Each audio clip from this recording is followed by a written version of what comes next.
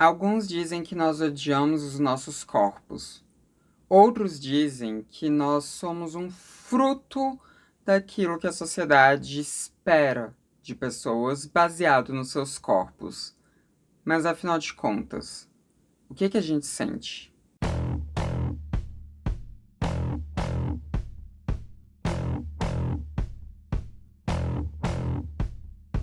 Oi, gente, tudo bom?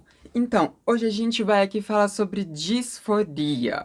E a gente vai falar sobre disforia, né? Porque, bom, porque recentemente teve um incidente em uma live daqui do Transmissão, onde um Red Pill, pois é, chegou um Red Pill no Transmissão. Enfim, um Red Pill apareceu na live e falou algumas coisas bem esquisitas, e dentre elas ele falou que nós, pessoas trans, somos, é, somos quem mais tem preconceito com nós mesmos porque nós odiamos os nossos corpos. Pera aí que eu vou ter que dar uma acalmada aqui na Laverne, que ela já começou com a ansiedade dela. Laverne, olha, você fica aqui. Fica assim, tá? Fica assim que vai ficar tudo bom. Fica aí. E não levanta. Não, não, não, não, não. Não, não. Vem pra cá. E fica aí, quietinho. Não. Fica aí, fica quietinha. Bom, nisso, né, se iniciou uma pequena conversa, né, não durou muito tempo ali na live, mas iniciou uma pequena conversa do que seria disforia, né, sobre essa questão de odiar ou não o próprio corpo e tudo mais. Então vamos aqui falar sobre isso. Acabou que esse Red Pill que tava ali tentando tumultuar a live trouxe a pauta pro transmissão. Algumas, inclusive. E essa é uma delas. Vamos lá. É muito comum a gente ouvir essa frase que esse cara disse, né? Ele falou sobre nós odiarmos os nossos corpos e nós sermos as principais pessoas a termos preconceito com nós por conta disso. Esse é um tipo de argumentação que é muito comum a gente ver sendo usada por pessoas transfóbicas em diferentes esferas, né? A gente vê desde radicais falando isso, até conservadores falando isso. Apesar de que não tem tanta diferença assim entre conservadores e radicais no fim das contas, né? Mas enfim, essa é alguma argumentação comum nesses dois grupos, e a gente vai aqui falar um pouco sobre isso, porque não, a gente não se odeia desse jeito. Primeiro, vamos nos ater ao significado de disforia. O que é disforia? Esse negócio que nós, pessoas trans, tanto falamos. Antes eu vou só acender mais uma das luzes ali que estava faltando. Se você jogar no Google e procurar por disforia, você vai ver ali que disforia é um estado de desconforto, tristeza e angústia. E vai ter, inclusive, né, um parágrafozinho ali dizendo, né, o que seria esse desconforto, né, esse estado de tristeza e tudo mais. Mas tem ali também a opção de você já colocar direto em disforia de gênero, porque é algo que está sempre muito relacionado também. E quando você clica ali em disforia de gênero, aparece, né, a definição de que disforia de gênero é esse estado de desconforto ou angústia ou tristeza associado ao gênero, associado a tudo aquilo que envolve o gênero ao qual a pessoa foi designada ao nascimento. E é justamente isso. Quando a gente fala de disforia, a gente está falando desse estado de desconforto, de angústia, mas quando a gente vai falar da disforia de gênero, que aí sim é a disforia sentida por pessoas trans, aí a gente está falando desse estado de desconforto e de angústia associados ao gênero, associados aos signos de gênero e associado também àquilo físico que corresponde, né, a gênero, que é muito associado a gênero na nossa sociedade. Vale aqui dizer algumas coisas. A primeira dessas coisas é que não necessariamente uma pessoa trans precisa experimentar toda essa angústia, todo esse desconforto para com os signos de gênero para ela ser uma pessoa trans, tá? A disforia, por mais que muitas pessoas reivindiquem que é a disforia que faz uma pessoa trans, na verdade a disforia, ela é como se fosse uma característica muito comum a nós devido à nossa socialização. O que não quer dizer que só socialização que tá dentro do que define transgeneridade, tá, gente? Eu já disse isso inúmeras vezes aqui pra vocês e vou dizer de novo que não dá pra se definir comportamento humano usando apenas um pilar, né? A gente não pode definir comportamento humano usando apenas biologia e não pode usar o comportamento humano usando apenas socialização, a sociologia. Para definir comportamento humano, a gente tem que juntar essas duas coisas com mais os caráteres psicológicos da pessoa, né? Ser humano, animal sócio-psicobiológico, é isso. Mas não é nesse vídeo que eu vou debater sobre a biologia de pessoas trans, não, tá? Porque eu tô procrastinando muito esse vídeo, porque eu vou ter muito artigo para ler. Estou sim com preguiça. Então não é nesse vídeo que a gente vai falar sobre isso. Hoje a gente vai falar só sobre a questão da disforia mesmo. Ai, talvez fosse bom falar um pouco de biologia para falar de disforia.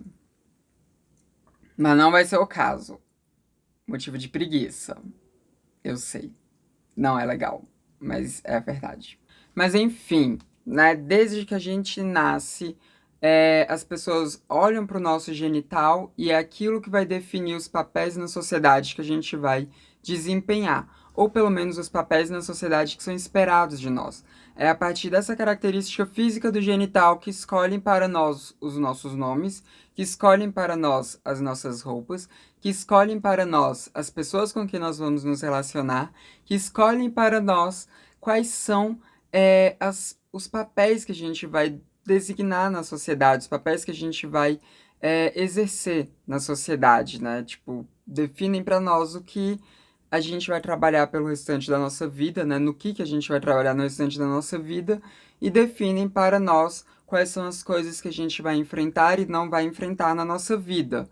Tudo isso é definido para nós a partir de um genital, a partir de uma característica física que está no nosso corpo ao nosso nascimento. Isso acontece desde o momento que a gente nasce. Então é óbvio que nem todo mundo vai se encaixar em tudo isso que é exigido ali com base no seu genital. Nem todo mundo vai conseguir se encaixar em tudo que é escolhido para, né, para si. Aquilo que foi escolhido por outrem, volto aqui a frisar, né?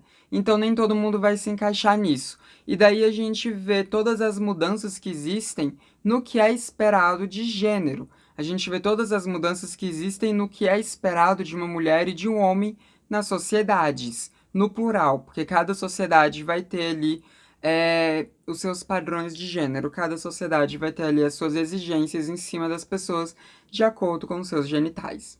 À medida que a gente vai avançando nessas sociedades, essas coisas vão sim mudando, porque nem todo mundo vai se encaixar naquilo e vão se acontecendo ali pequenas revoluções no que se diz respeito à construção de gênero. Por exemplo, falando aqui sobre a nossa sociedade, há algumas décadas atrás era impensável uma mulher exercendo algum cargo de chefia numa empresa. Era impensável que alguma mulher fosse trabalhar em alguma empresa, porque o que era esperado de mulheres era simplesmente o cuidado para com a família. Era que se casassem, formassem uma família e cuidassem dessa família. E tivessem todas as atribuições da vida dela voltadas para a família. Isso é o que era esperado das mulheres há décadas atrás. E, na verdade, isso era esperado de toda pessoa que nascia com vagina há décadas atrás, né? Mas tudo isso foi mudando com o passar do tempo. E hoje em dia, quando a gente vê alguém que nasce com uma vagina, né? A gente ainda associa que essa pessoa vai ser uma menina, mas a gente já espera outras coisas dela, além da formação da família. Ainda exigem muito isso né, que nasce com uma buceta ali. Ainda exige muito essa formação de família, esse cuidado para com a família, mas hoje em dia também muitos pais e a sociedade no todo espera que essa pessoa, quando ela for crescer, ela vá trabalhar em coisas diferentes, ela vai exercer trabalhos fora do cuidado do lar também. E eu nem precisava ir tão longe, né? Era só falar em questão de vestimenta mesmo, que algum tempo atrás mulher não usava calça, hoje em dia usa, né? Então a gente vai tendo mudanças assim, né? Na sociedade do que é esperado de gênero. Mas a maior revolução que já aconteceu nessa questão de designação de papéis de gênero foi a transgeneridade. essa foi a maior revolução, porque isso daí é justamente no caminho oposto de tudo aquilo que foi esperado para nós ao nascermos. Tudo aquilo. Porque a gente está falando realmente de um ponto onde nada daquele genital vai definir quem aquela pessoa é ou o que ela será. E é óbvio que a gente teria resistências nessa revolução. A gente tem muitas resistências aí da cisgeneridade, daquilo que foi colocado como norma de gênero em cima de pessoas trans. A gente vê isso acontecendo com frequência, toda essa resistência em aceitar a existência de pessoas trans, porque nós realmente, a nossa simples existência, coloca em xeque todas essas construções de gênero que a sociedade demorou tanto para ir se erguendo e que tanto tenta prezar, fazendo algumas pequenas concessões ali, mas ainda assim a nossa sociedade sempre tenta prezar por essas duas instituições de gênero. E não pensem que eu tô falando que não deveria existir gênero, que isso tudo deveria ser quebrado e tudo. Não, eu não tô falando disso, tá? Não tô falando disso. Talvez o mundo fosse melhor se a gente tivesse realmente uma quebra de padrões de gênero no geral? Provavelmente sim. Mas algumas coisas eu sei que não tem como serem mudadas, justamente pelo caráter biológico também que tem nessa questão toda. Mas a gente pode sim ter muitas mudanças no que é gênero. E a transgeneridade traz isso, e a gente está vendo isso acontecendo na nossa sociedade. A gente tem hoje em dia, por exemplo, mutirões de retificação de gênero em certidões de nascimento para não binariedade, onde a pessoa vai ter uma certidão de nascimento onde não coloque ela nem dentro do masculino nem dentro do feminino. Isso é uma revolução. Isso é uma puta de uma revolução no que diz respeito a essas caixas de gênero que nos são designadas desde o nascimento e que tanto são opressoras para todas as pessoas, independente de serem trans ou cisgênero. Mas, obviamente, é muito mais opressora com pessoas transgênero, né? Bem mais. Mas tá, talvez você esteja aí achando que eu tô viajando demais e que eu tô me distanciando muito do termo disforia e ódio ao próprio corpo, mas não. O que eu tô fazendo aqui é construir caminho, tá? Ou melhor, eu já construí, eu acho que é a base dessa discussão, que agora a gente pode chegar na parte do auto-ódio, né? Do ódio ao próprio corpo, que foi o que aquele menino Red Pill ali, né, jogou na live. Quer dizer, ele disse que ele tem 40 anos, né? Então acho que eu não poderia estar chamando ele de menino, mas eu vou chamar de menino mesmo, porque, enfim, eu quero. Quando a gente tem toda essa pressão social em cima das pessoas e as pessoas não só não se encaixam nessa pressão social, mas buscam o exato oposto daquilo que foi atribuído a elas, e eu falei exato oposto duas vezes de propósito para dar mais ênfase mesmo. Quando a gente tem isso acontecendo e a gente tem toda essa repressão da sociedade, tem toda essa resposta da sociedade em cima daquela pessoa, a gente vai ter uma intensificação muito grande do sofrimento daquela pessoa. A gente vai ter uma intensificação muito grande na disforia de gênero que aquela pessoa vai ter, porque ela está o tempo inteiro inserida em uma sociedade que vai dizer para ela qual deveria ser o papel dela e o que era um homem e o que é uma mulher. A gente tem isso acontecendo o tempo inteiro, em todas as mídias, em tudo. E não precisa nem falar de mídia. A gente tem isso acontecendo o tempo inteiro dentro de todas as casas do nosso mundo, dentro de todas as famílias, dentro de todas as relações de amizade, dentro de todas as relações professoris. A gente tem isso dentro de absolutamente todas as relações que essa pessoa terá. Desde o nascimento dela até a morte dela, a gente vai ter pressões de gênero acontecendo ao redor dela. E se ela não se encaixa naquilo, é óbvio que ela vai sofrer. E se ela busca o oposto daquilo que quiseram começar a atribuir como obrigações a ela, quiseram começar a atribuir como corpo que ela deveria ter, começaram a atribuir como os papéis que ela deveria exercer, é óbvio que isso vai gerar sofrimento. Eu não digo que toda a disforia que nós, pessoas trans, passamos é infringida pela sociedade, porque volto a dizer, não dá pra gente usar apenas um pilar. A gente é um animal sócio-psico-biológico.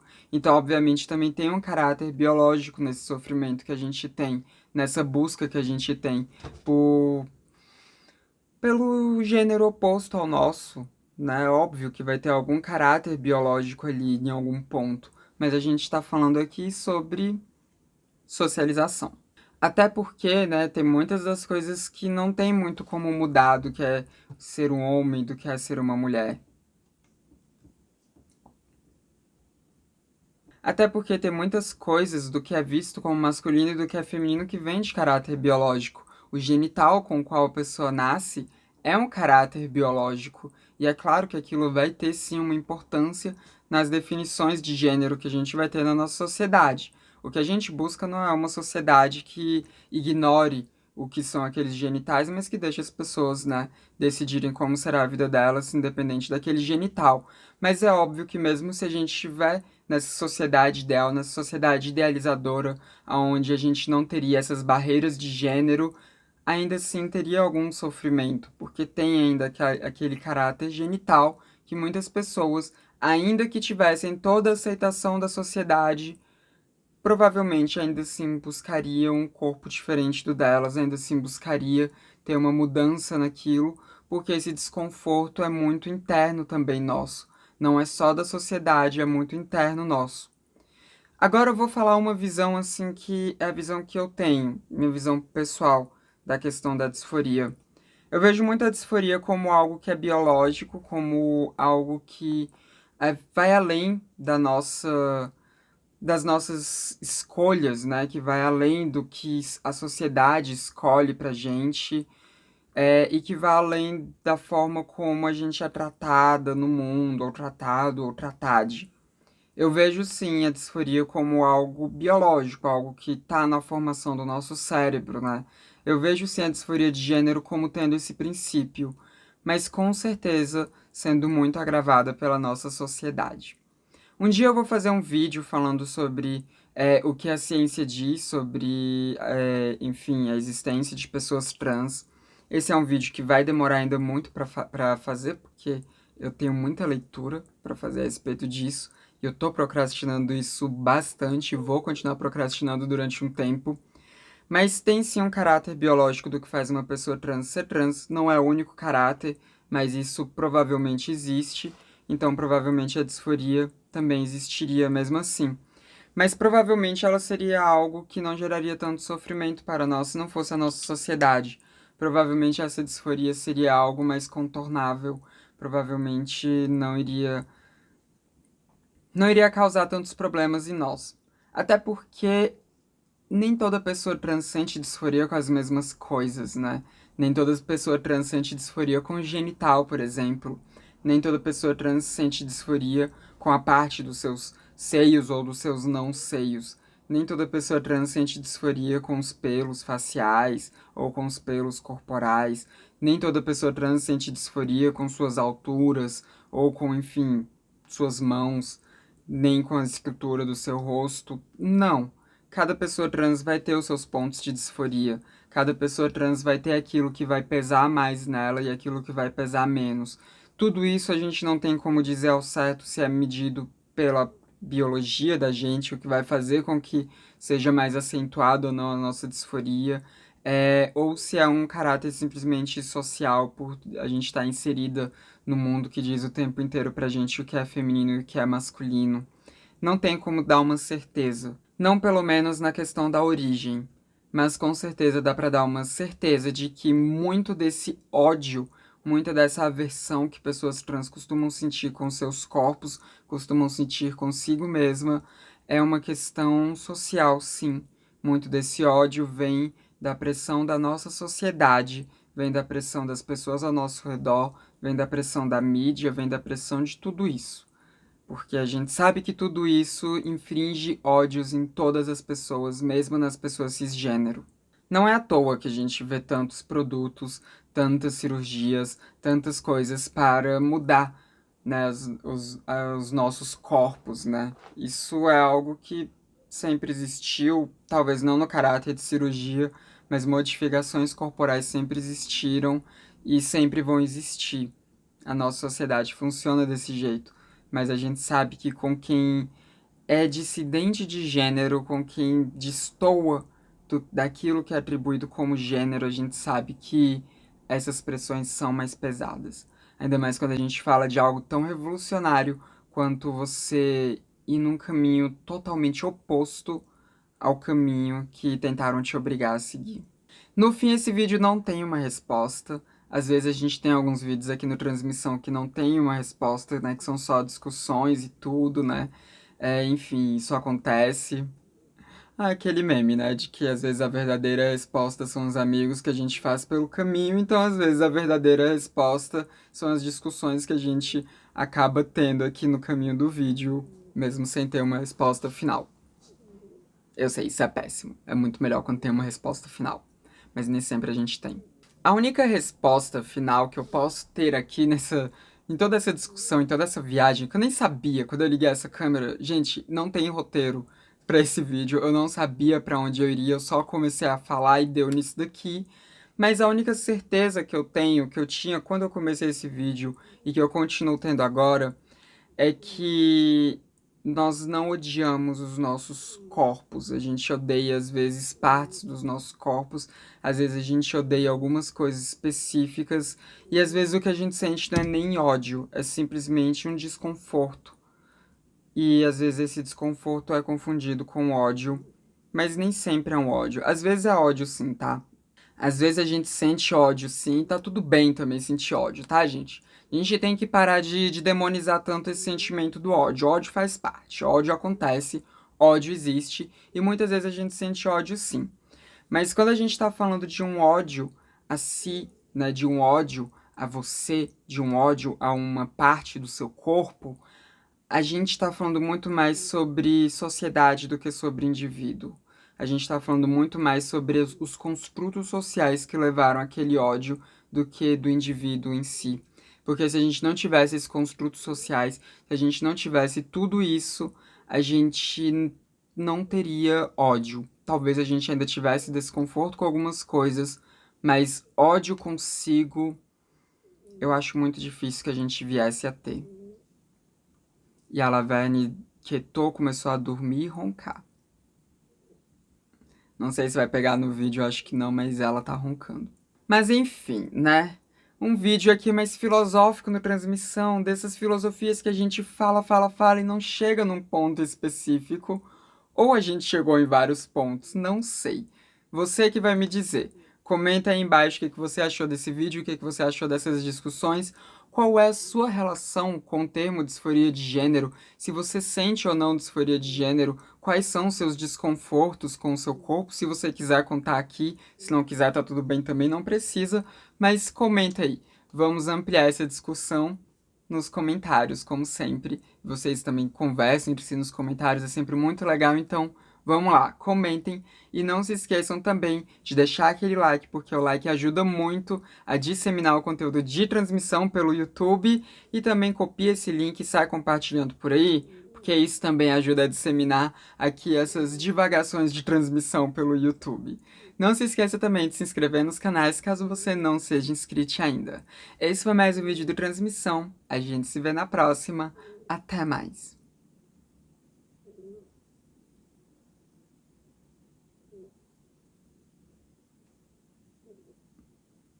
Ela ronca bastante e esse tá até baixinho, porque tem vezes que o ronco dela me acorda.